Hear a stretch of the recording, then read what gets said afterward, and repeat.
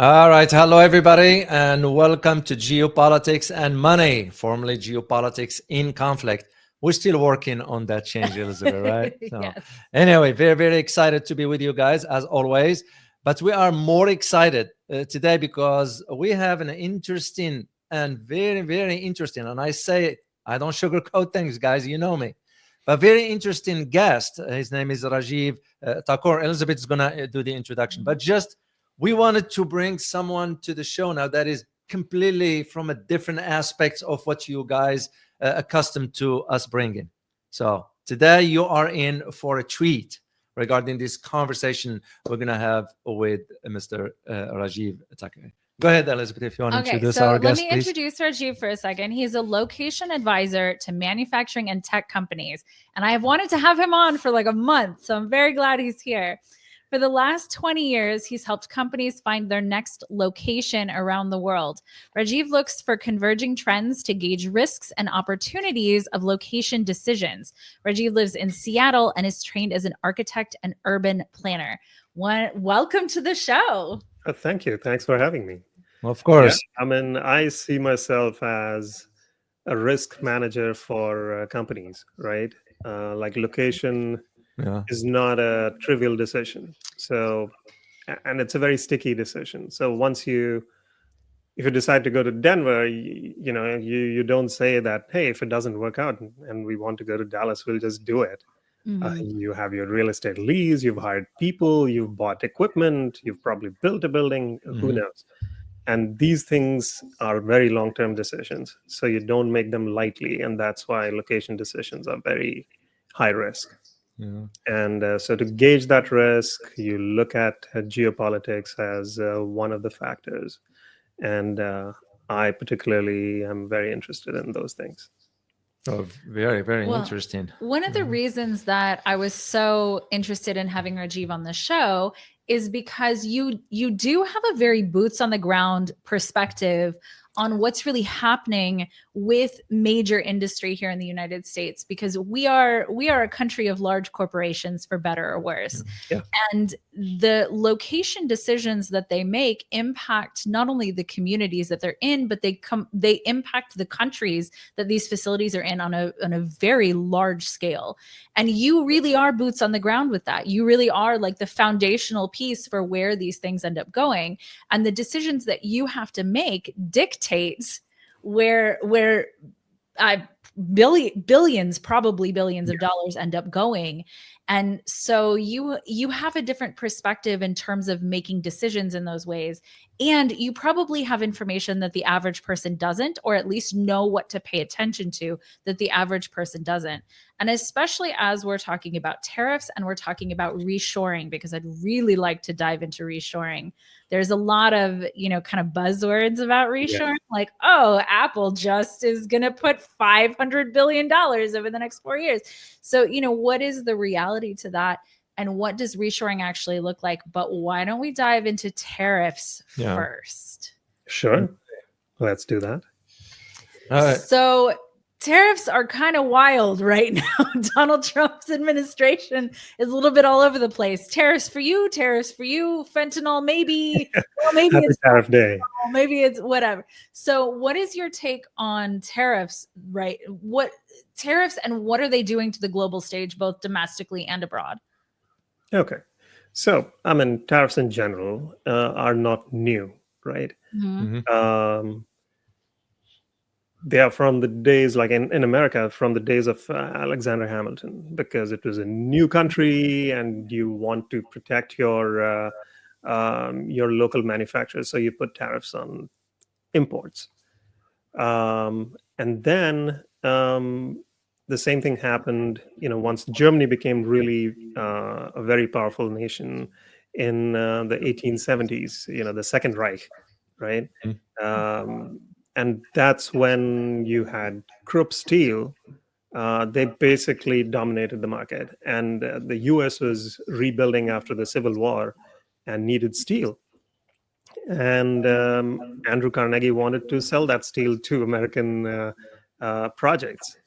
So how do you do that when you have more, superior steel coming from Germany, made by Andrew Krupp? So you put tariffs, and you stop crib steel from coming. But there was another thing, like Andrew Carnegie also bought a technology from Britain called the Bessemer process, which basically improved the quality of steel. Still not as good as crib steel, but still much, much better.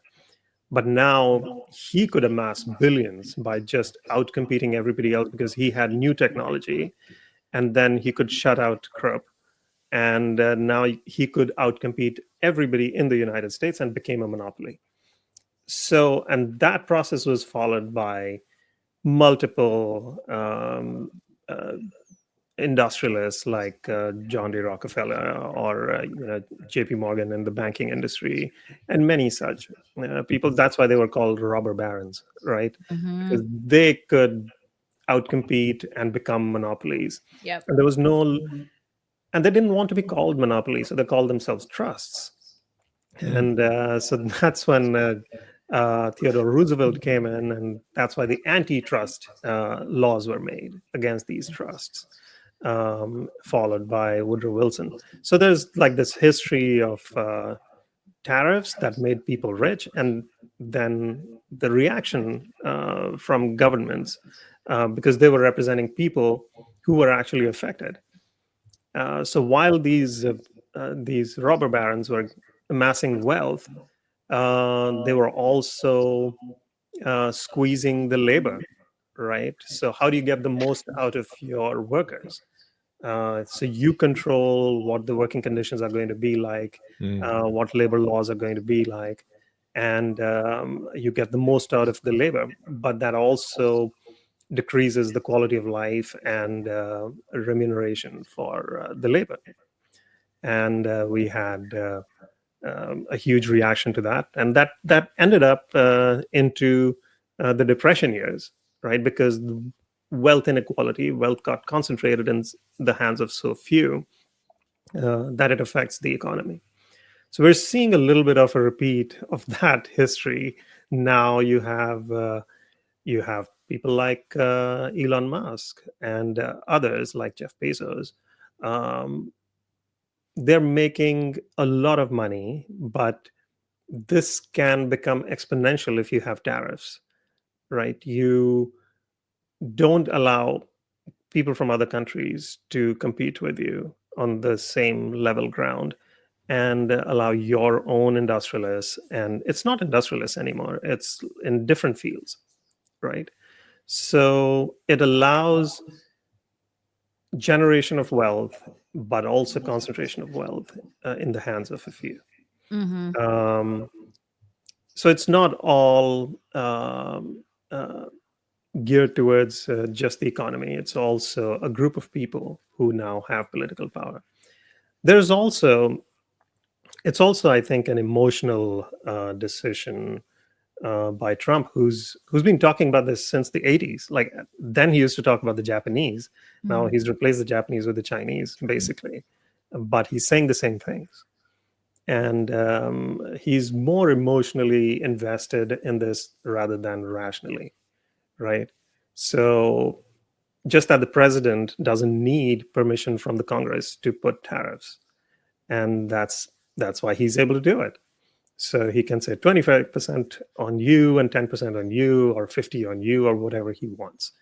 And it's also his method, I guess, to take a maximalist position uh, to get leverage, right? That's his out of the deal. Take the maximalist position and then roll it back if it doesn't work, or double down on it if it's working. Mm-hmm. So those are the things that are going on right now. We don't know whether these are going to stay or not, but I think looks like, from all the things that you hear about what the Secretary of Commerce is saying, and there was no mention of it in yesterday's address to the Congress, the State of the Union. Mm-hmm. So it looks like they may be rolled back to some extent. So tariffs are an interesting tool, um, and as far as the U.S. is concerned, we have allowed other countries to keep tariffs in place, Mm. Mhm. but have kept our markets open, right? And that's what Donald Trump complains about, that, hey, we're not on an even playing field.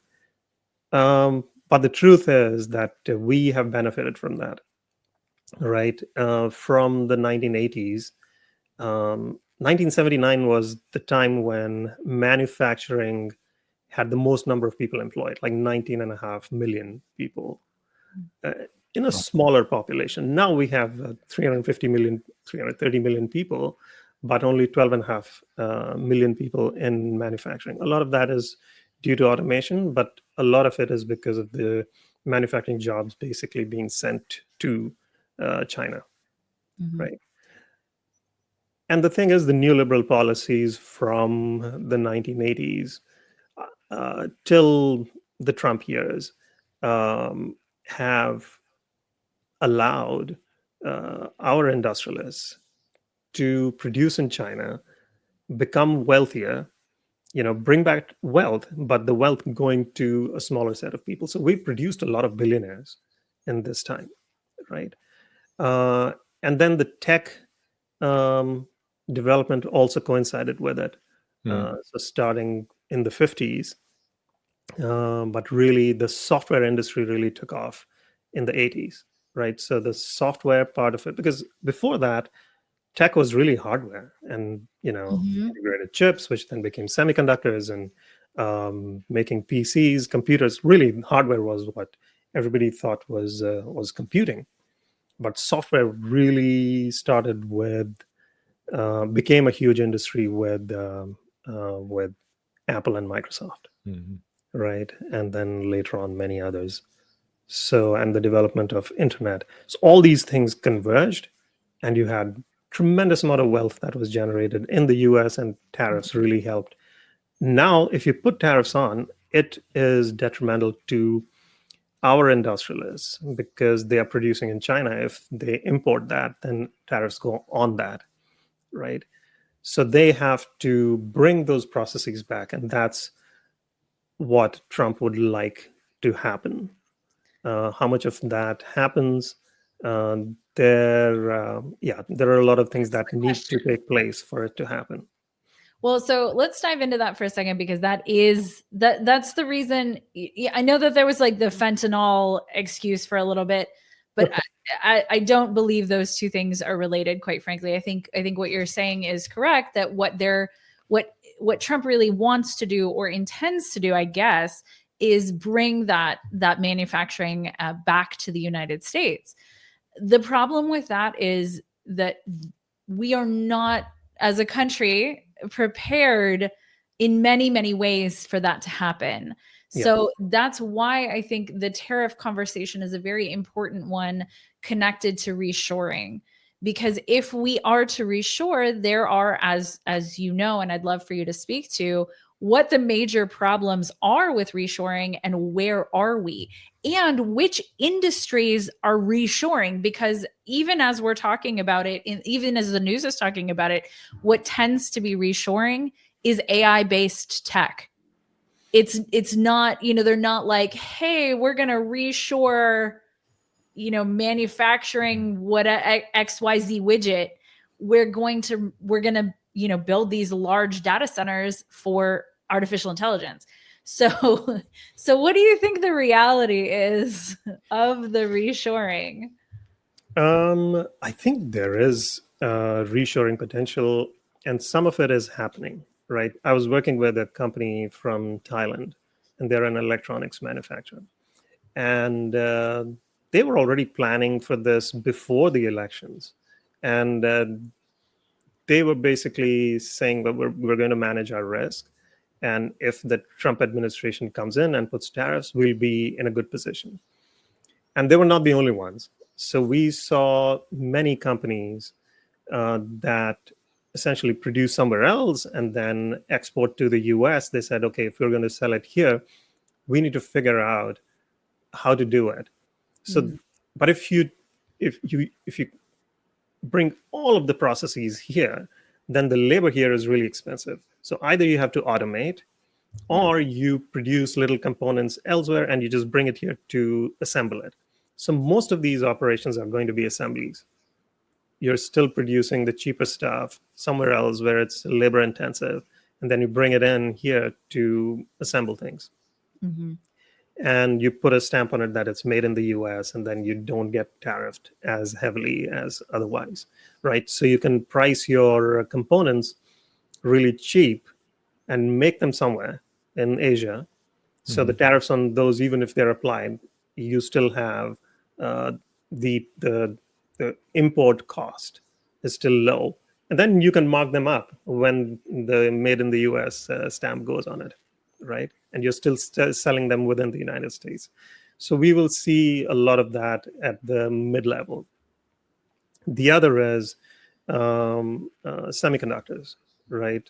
Because the US is still a leading force in semiconductors, and the production takes place in Taiwan and Korea, Yeah. right, and South Korea. And even Taiwan Semiconductors was started by a Taiwanese American, right? So Morris Chang started that in 1987, um, but he worked for Texas Instruments, which was the first company to make the integrated circuit. And he started Taiwan Semiconductors at the age of 55, um, understanding that you could offshore the production piece of it, but all the research still gets done in the United States.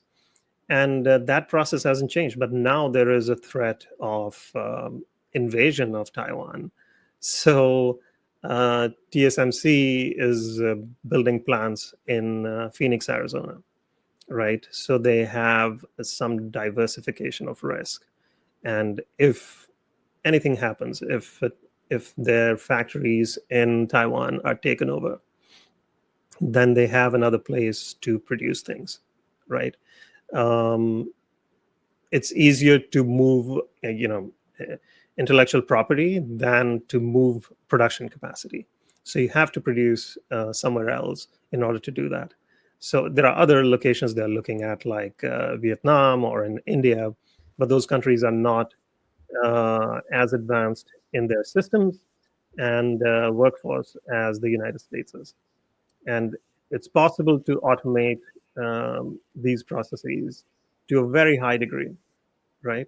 Hmm. So you can still do it at very cost effectively in the United States because you can automate a very high percentage of these tasks. Very, very interesting. Just to go back to your point about when you mentioned about the Trumps regarding the bringing the jobs back and so forth. If we are to tie this to your background, Mhm. which by the way, I don't foresee that those jobs that Mr. Trump is talking about coming back here. That's my opinion. I just don't see that Yeah, happen. if you're making shirts and Yeah, shoes, and those are not the things that are going to come back. yeah. They're just going to become more expensive. Indeed, Yeah. but we go with that hypothetically here.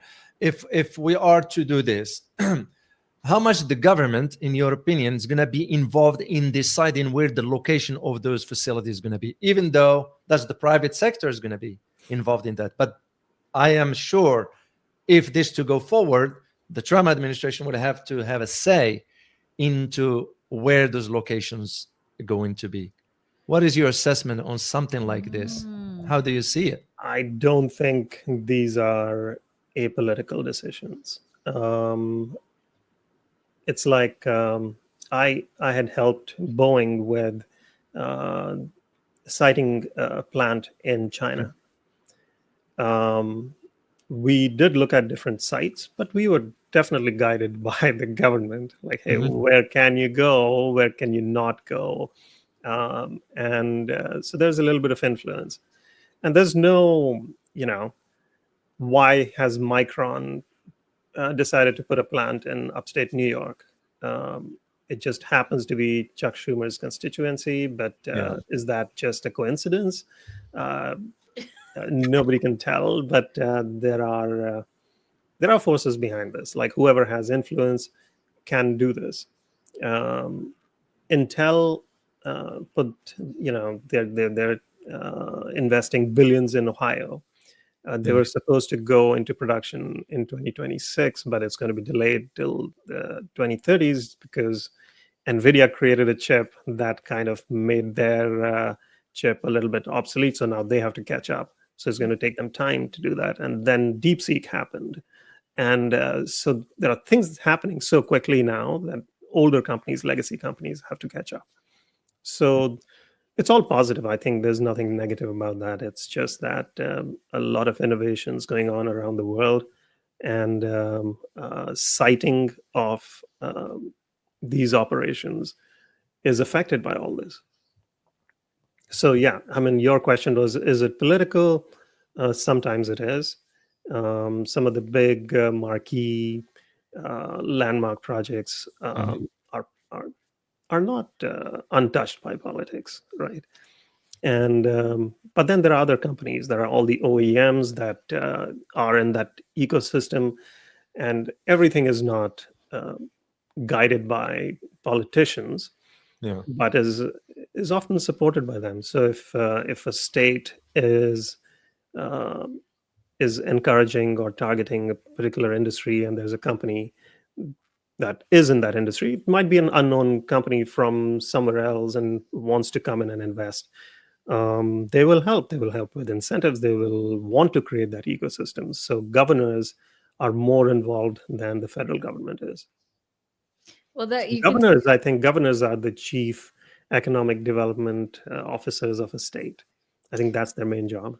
I think you can see that in Texas. So Yeah. that's where we are. We're here in Texas, and Hmm. it was interesting watching all of the big tech projects being announced because they were like Texas, Texas, Houston, Texas, Texas, Austin, and I was like, Dallas. well, Yeah.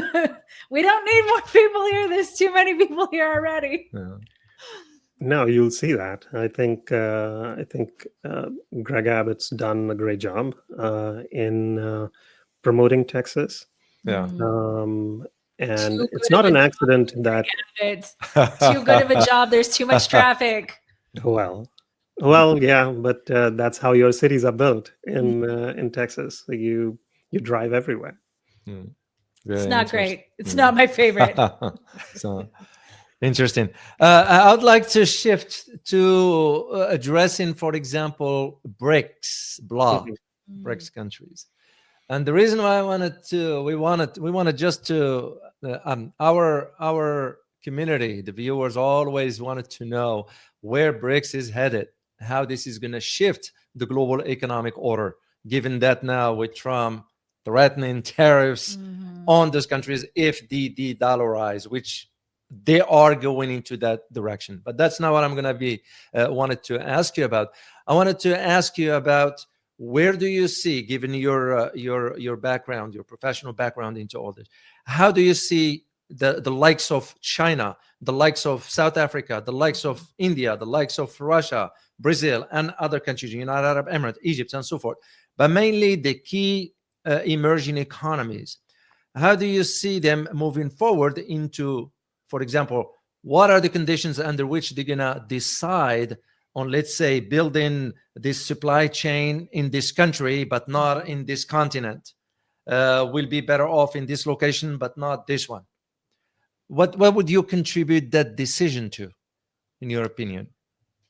Um, so the U.S. is still the largest economy, Hmm. right? Uh, and it's also an importing economy. Mhm. So we import more than we export.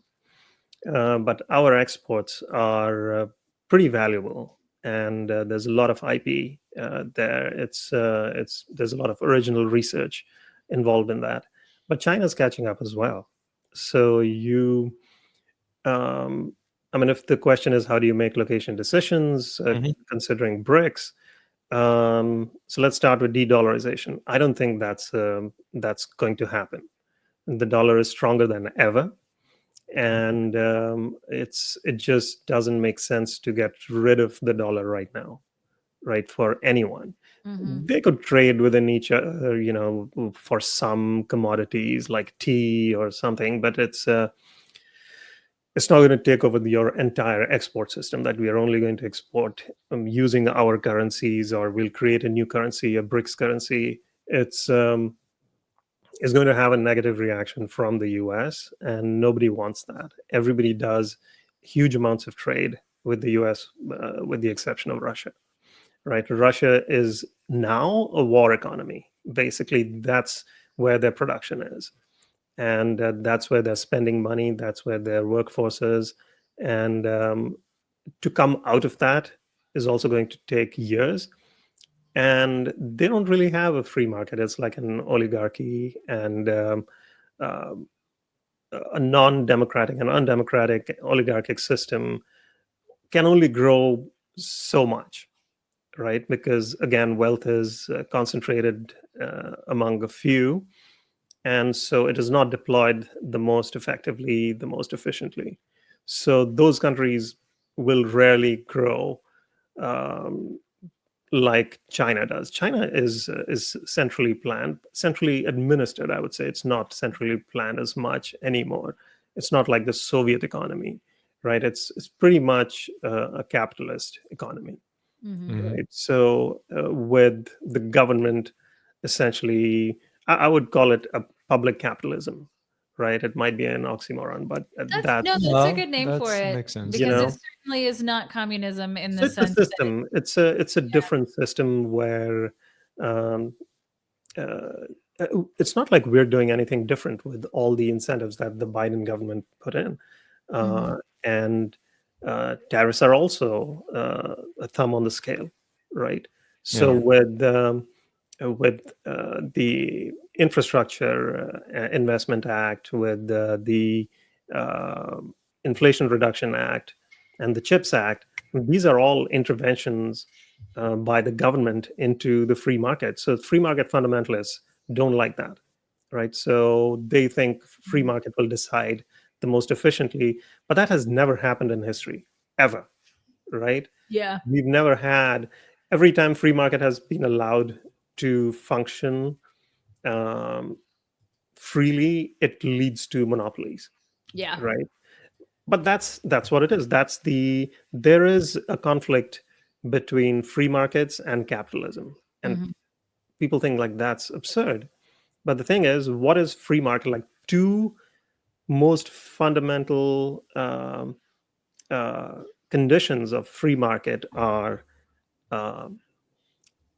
are free information. So Mhm.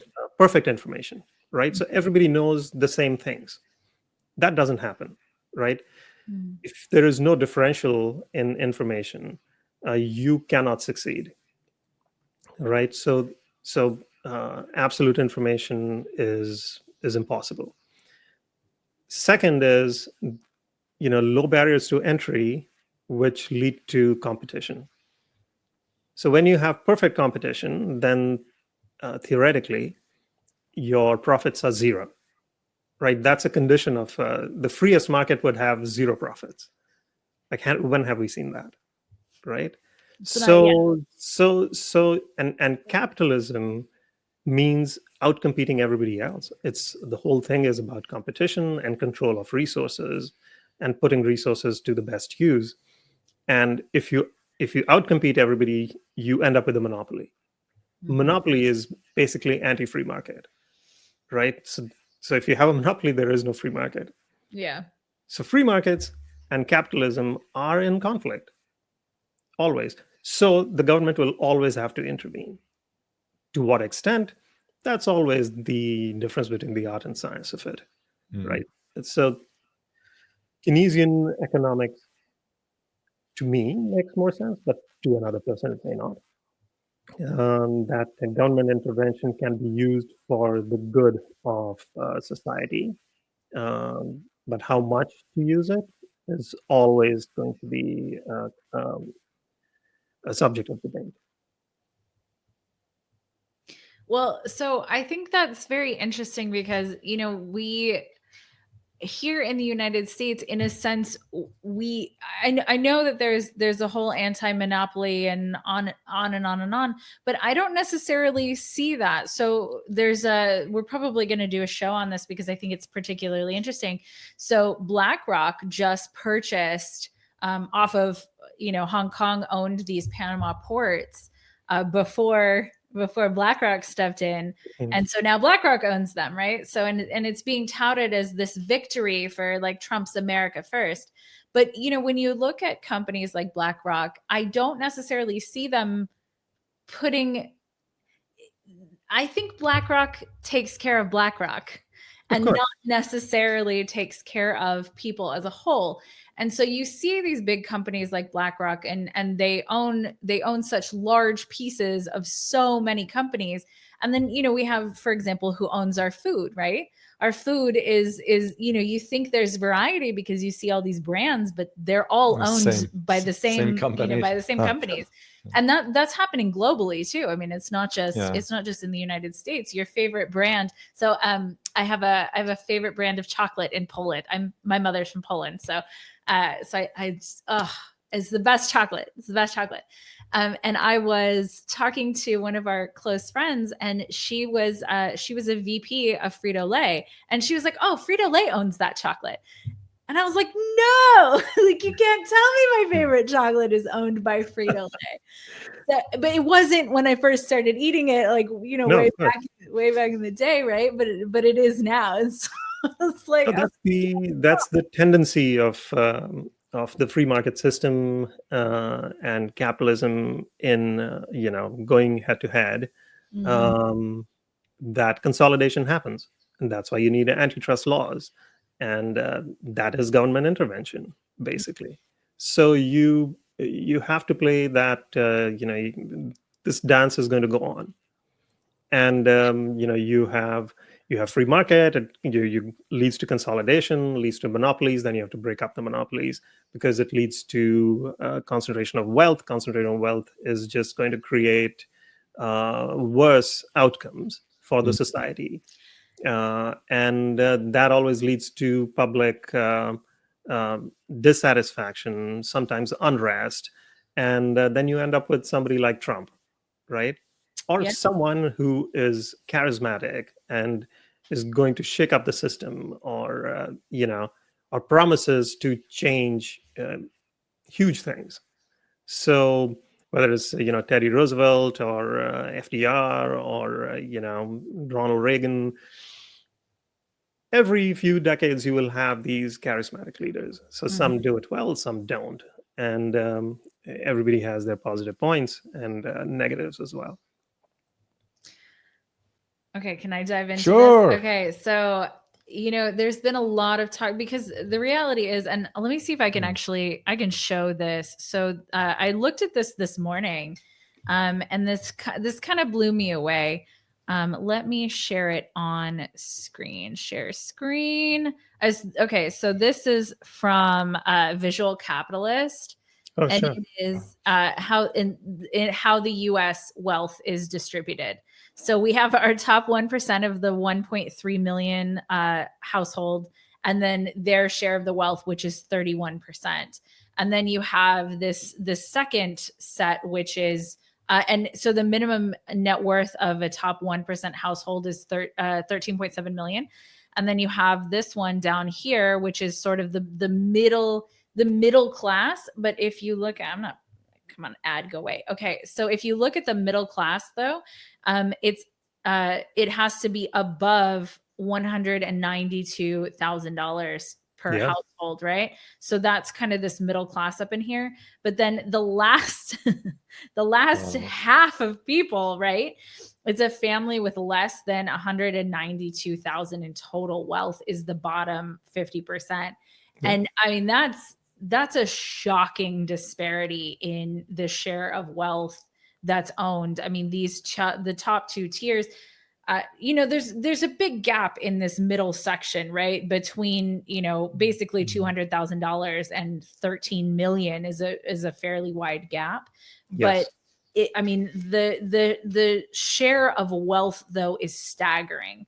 Like the bottom 50% having this 2% right here is in my opinion not only unsustainable, but I think in my personal opinion, I think it's unethical.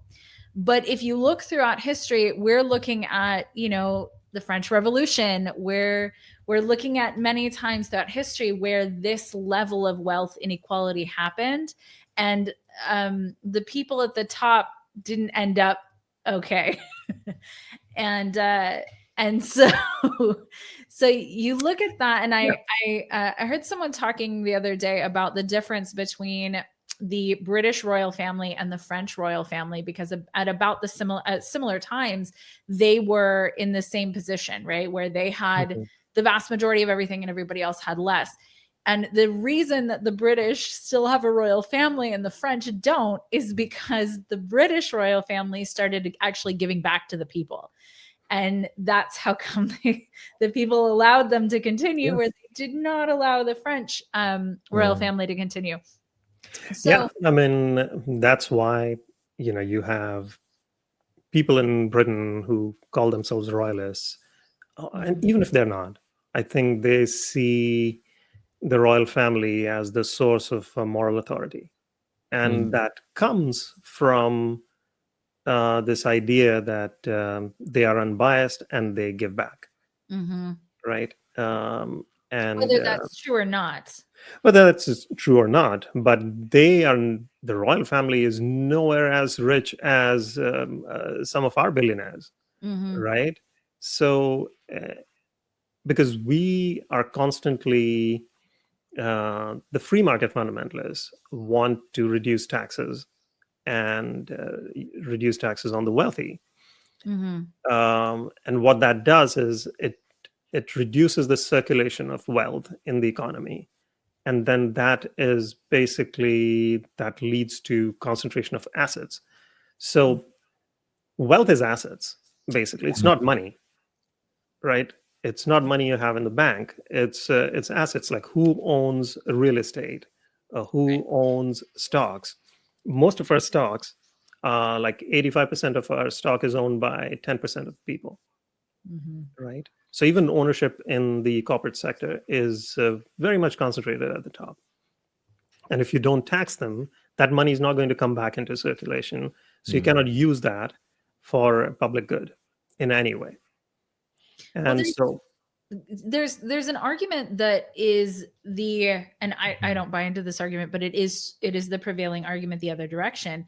And that is that, oh, well, the billionaires are creating all these jobs.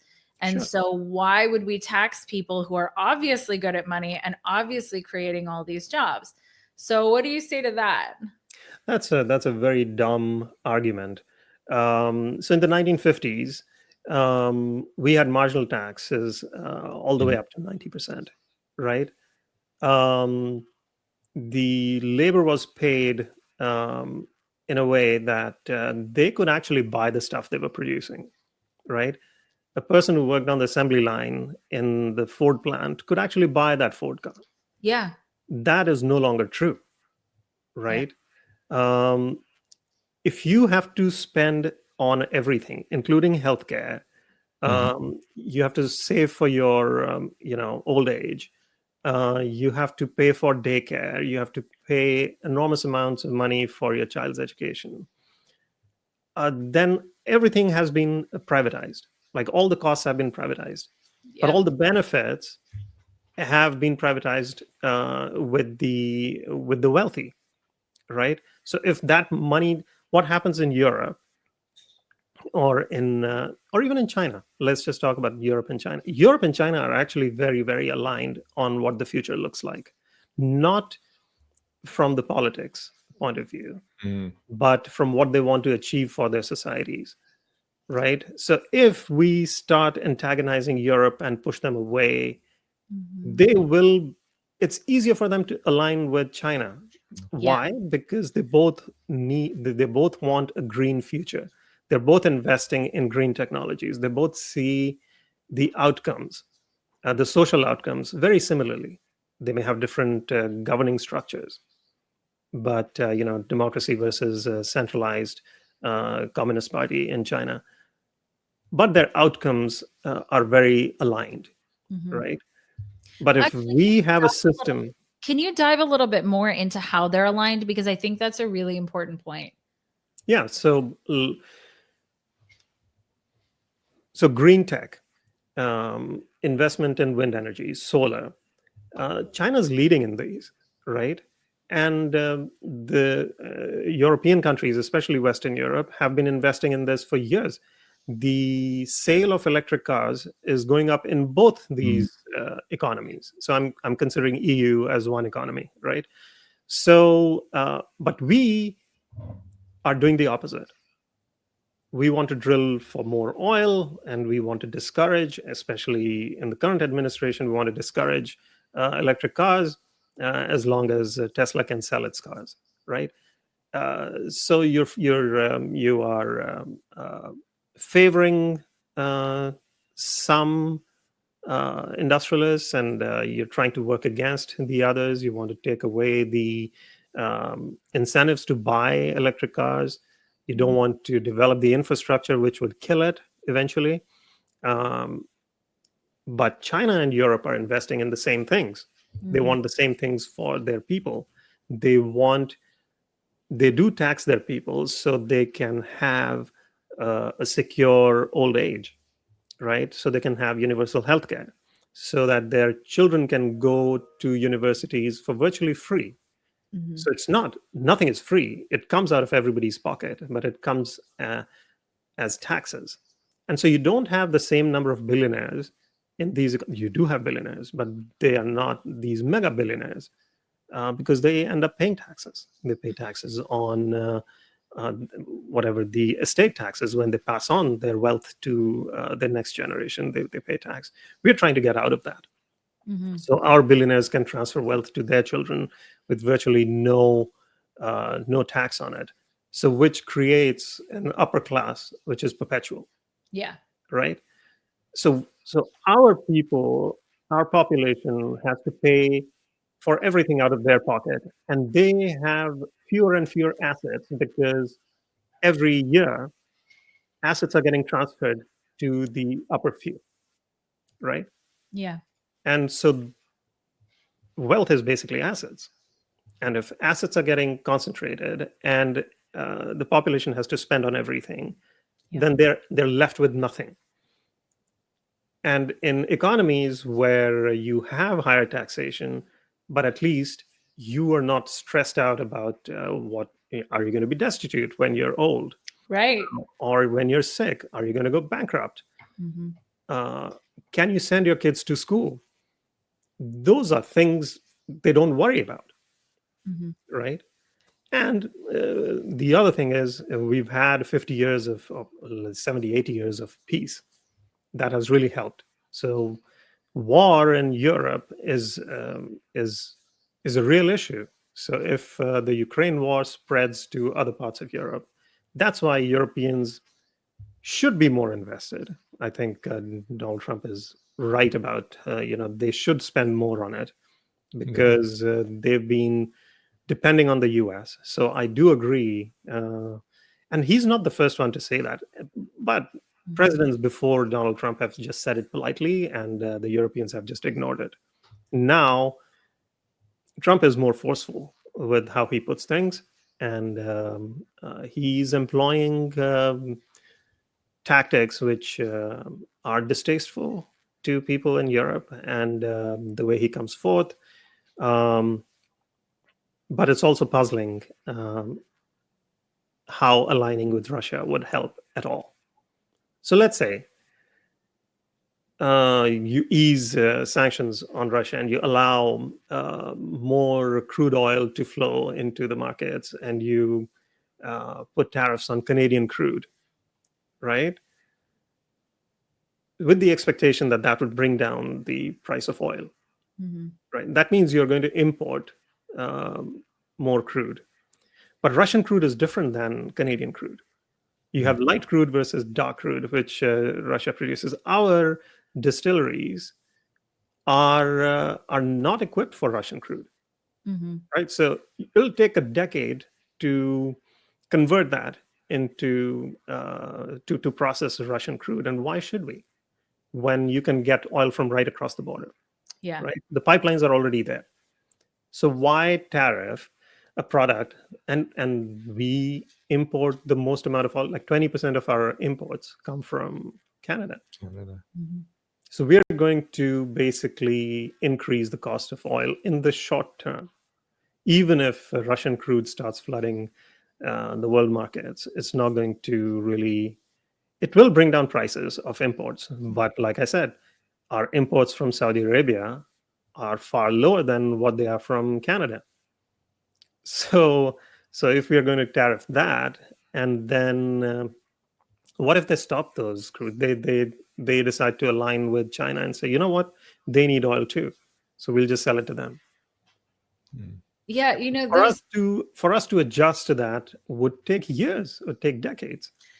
and that's really the point about reshoring overall, is that I think I've been talking about, I think on every single show, is that it's not just as simple as rerouting a ship. It's not just as simple as saying, okay, well, we're going to bring all of this stuff back here, or we're going to accept this type of oil versus other. And you probably know more about this than I do. The refineries here that we have in the United States are actually very old. And my understanding is that we tried to get new investment from China to rebuild the refineries here, and they said no. Do you know Yeah. anything about that? Yeah, refinery is the right term. I said distilleries. Maybe drink was on my mind. Uh, so yeah, so refineries are, Mm. and we have a few. I live very close to the Canadian border, right? And there are refineries here, um, and it's you look at the investment that goes into those refineries. These are giant operations, Yeah. right? And you don't just change it overnight. No. Some of them might actually go out of business Yeah. just because of this, and they employ thousands of people, and those people are going to be pissed, Yeah. right? So you talked about like people at the top not ending up very well. It's like it's creating conditions for torches and pitchforks, you Yeah. know. And I don't think it's very smart, but it might be something that the current administration considers strategic. Like this is how they make deals, by just I hope it's just that it's a lot of brouhaha, and then in the end you climb down from your maximalist position, and you get something out of it, then you declare victory for that. It's all politics, Hmm. yes, but it could go the other way as well. You lose trust, right? Once you lose trust with the thing is, this system has worked for so long because there has been this trust between Western Europe and the United States, right? Whatever the differences may be, but this works on trust. And if you lose that trust, um, nobody's going to come to us first, right? They'll go to China. They'll Yeah. say, okay, are they more reliable? Can we make long-term decisions with China compared to doing that with the US? Because we don't know. With the administration, things change, Yeah. Mm. right? Yeah. Every 4 to 8 years, policies Yeah. can change drastically. And if I know one thing about markets, is that they don't like uncertainty. Yes, That's exactly. So politicians make long-term decisions, Mhm. right? So they make short-term decisions so they can show people what they're doing and get reelected. But they also make long-term decisions for defense and national security. In such matters, generally, um, political parties converge, right? Because you cannot make very short-term decisions on that. So right now, you can see the oppositions coming together in UK and in France and in Germany, and uh, they all have the same view on these things, that we have to take care of ourselves, and the days of aligning with the US are probably over. Well, And and that's going to translate into economic partnerships and trade, And once you start aligning your politics and political relationships with, let's say, with China, China's interests are not the same as US interests. They are competitors, they are rivals. So, um, you think politics won't play a role in decision making? Of course it will. Yeah. And you, David, you asked about BRICS. Yeah. They are not, so India, like the most populous nation now, and it's been in the news. Like Make in India has been a big initiative, and there's a lot of publicity about that. That iPhone is moving 18% of its production Mhm. to India, and they have, but India still doesn't have the workforce to do such refined work. So a lot of the workers in the iPhone factories are still coming from Taiwan. They used to come from China, and Chinese stopped that. Then we're not sending Chinese workers to India. Why should we be helping India? Although they're BRICS, they're also competing with each other, right? And India has bought in the past um, a lot of military hardware from Russia. So they are, you don't change that overnight, right? Even if they start buying F-35s, it's going to take decades to move to a new system. You just don't do that overnight. So they have to keep good relations with Russia. Uh, uh, you don't give up a relationship of multiple decades overnight, right? Mhm. It's Russia's not just Putin. Putin's going to be gone, and then what, Yeah. right? The hardware is still there, so they have to take care of it. So they have to develop their workforce. They have to see how they diversify their military hardware. Mhm. So India is, I would think 15, 20 years behind China in that sense. Yeah. All And right. Do you want I have one more theme I'd like to address with Rajiv, because I like to have his insight into it. Just to go back to F-35 while I'm thinking about it, and I was in the middle of, when I was in Washington, we were aware of all this stuff. So there is now the conversation regarding the F-35s for India. That's just a conversation.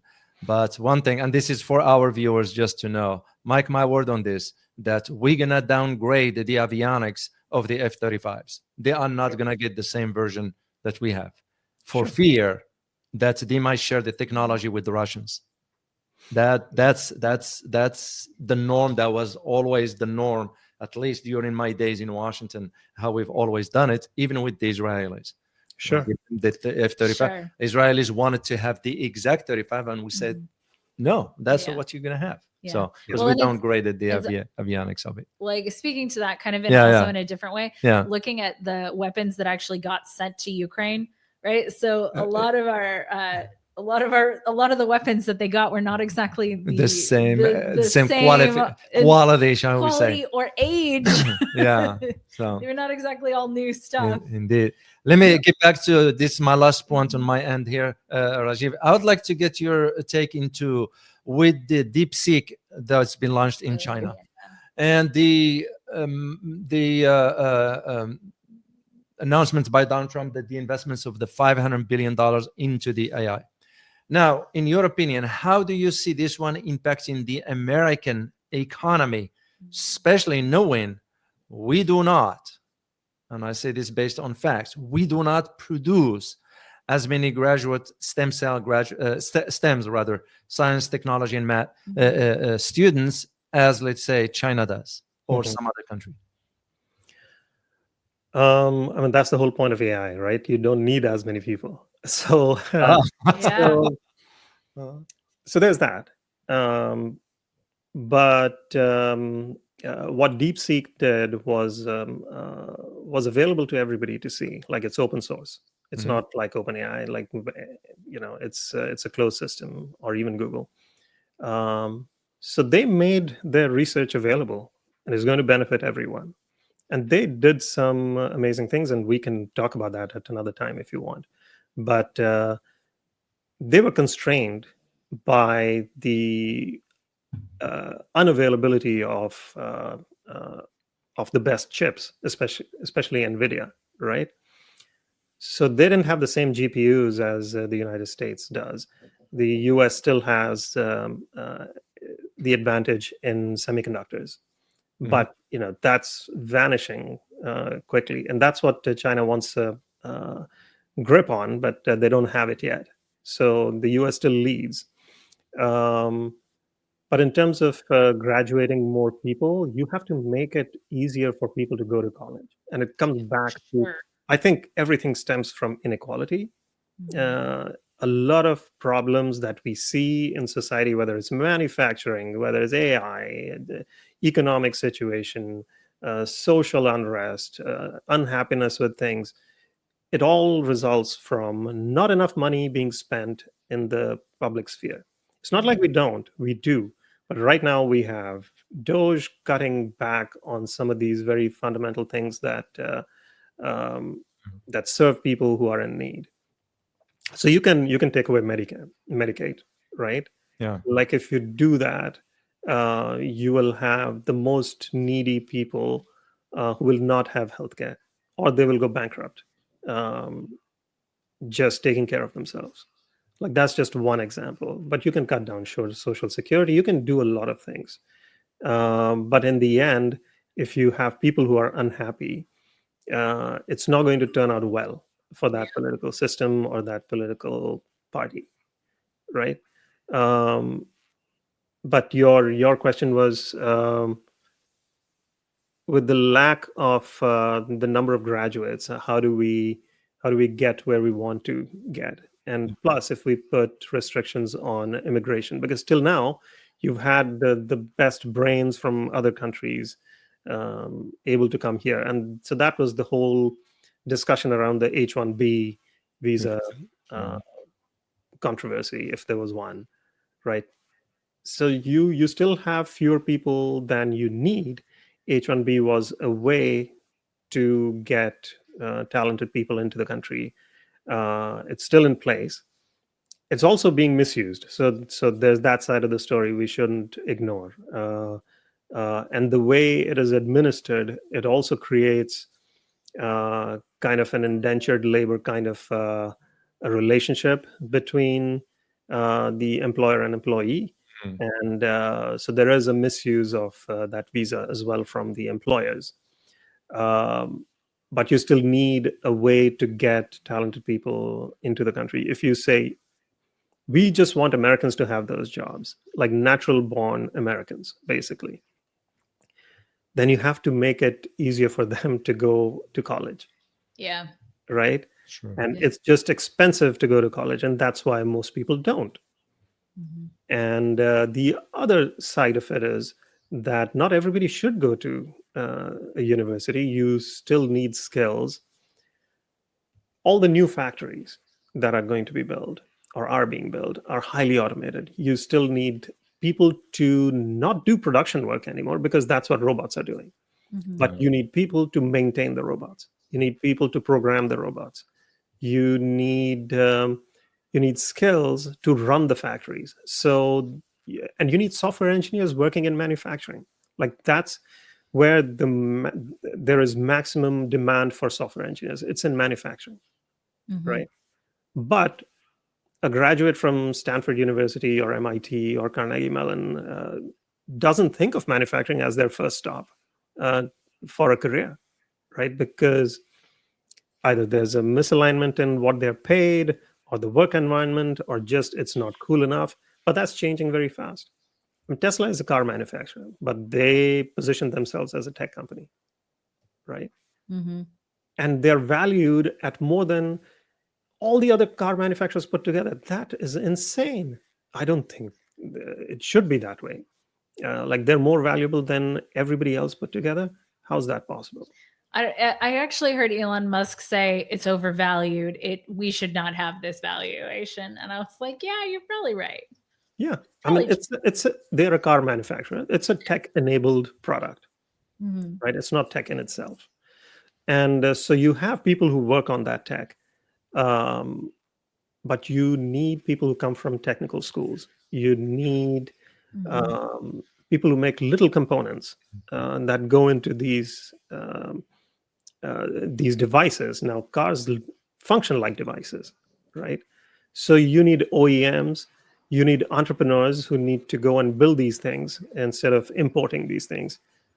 So how do you do that? You don't have to go to college for that. You can be trained. There was an article in Wall Street Journal a few weeks ago, maybe a couple of months ago, that it was about the new millionaires. The new millionaires are plumbers and electricians and construction workers, right? These are people who started their own companies. They employed hundreds of plumbers, right? The same thing needs to be taught in technical schools and community colleges.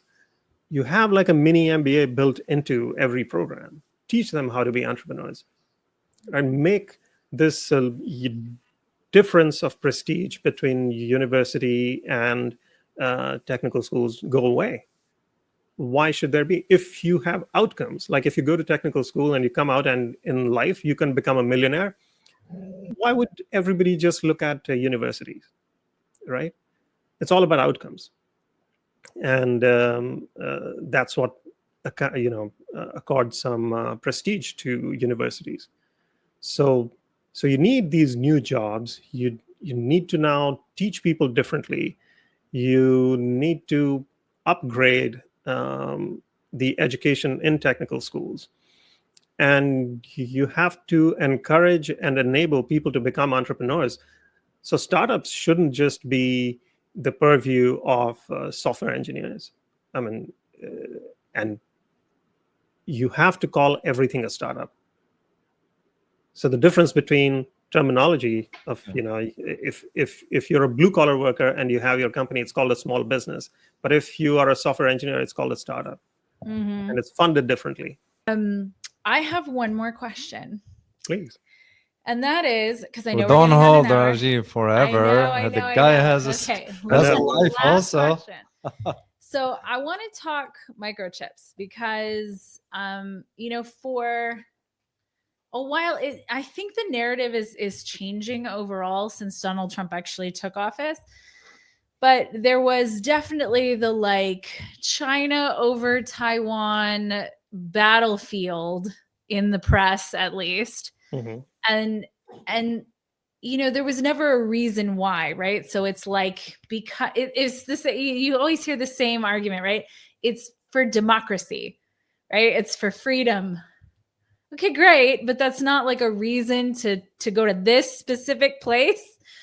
So my take on it, or my understanding, is that microchips actually play a really large part in that because they're very important, and Taiwan is the most advanced place in the world for them. Mm-hmm. So even when Apple was talking about, bringing all these jobs back and manufacturing back and $500 billion and all that, they're not doing it alone. And so my understanding is Foxconn is actually helping them, or that's a partnership, and it's not just Apple out here floating on its own. And I also have noticed that there's sort of a stark decline in conversation about hot war with China over Taiwan. Now, they might come back. I don't know. But as there are other ways to sort of achieve the goal, I'm noticing that that's changing. So sort of what is your take on what the situation really is with microchips?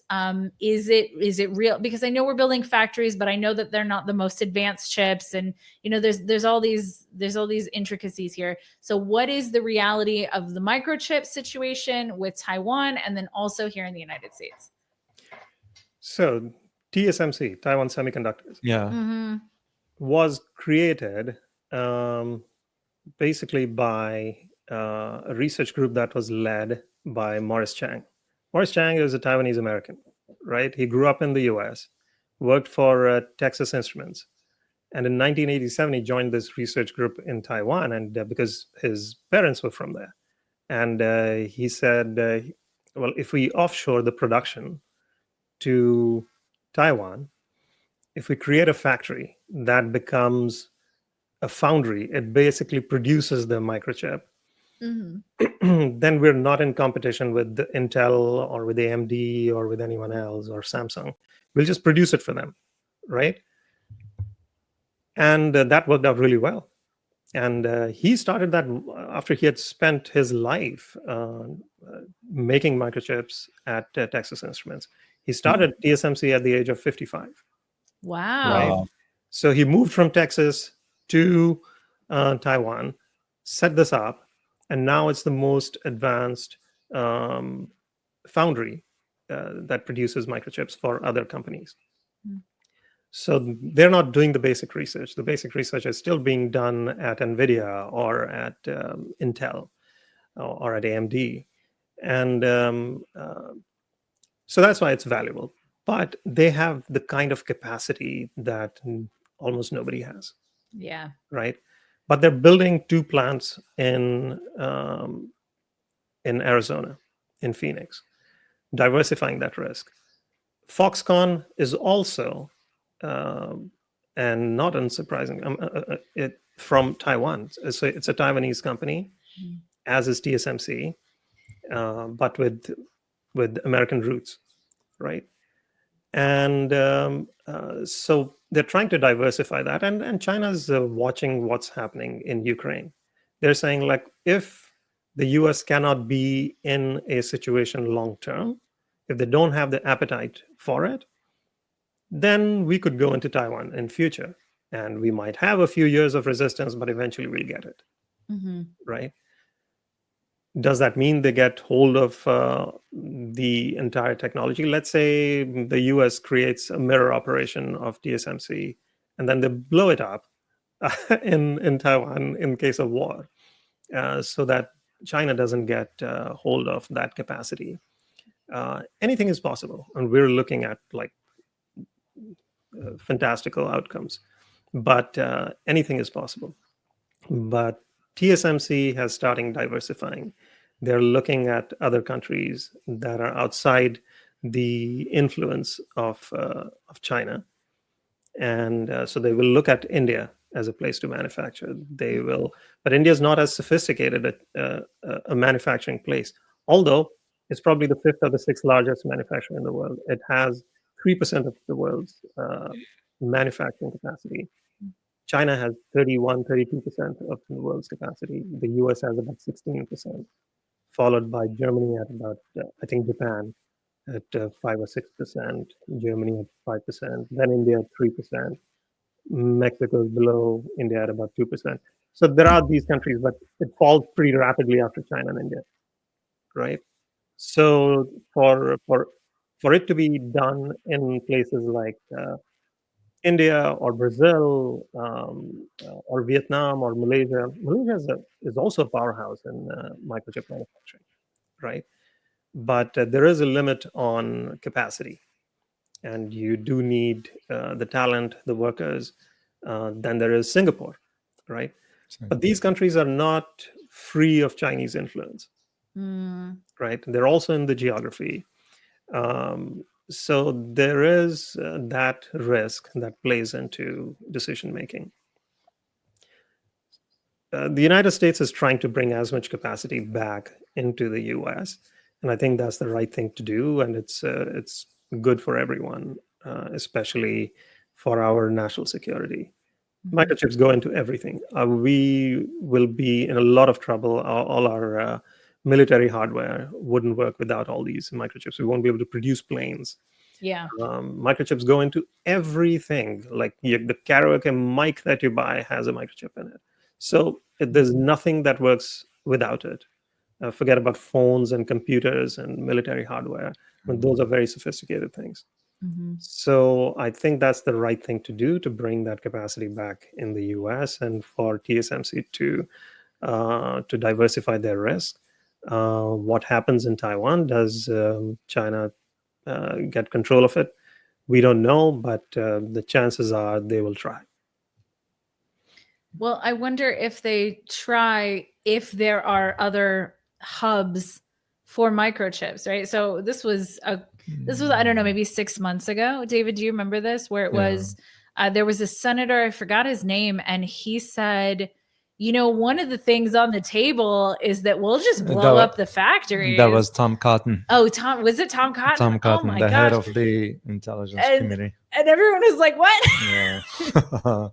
No, it's not out of the realm of possibility, because If you can imagine it, you can possibly do it.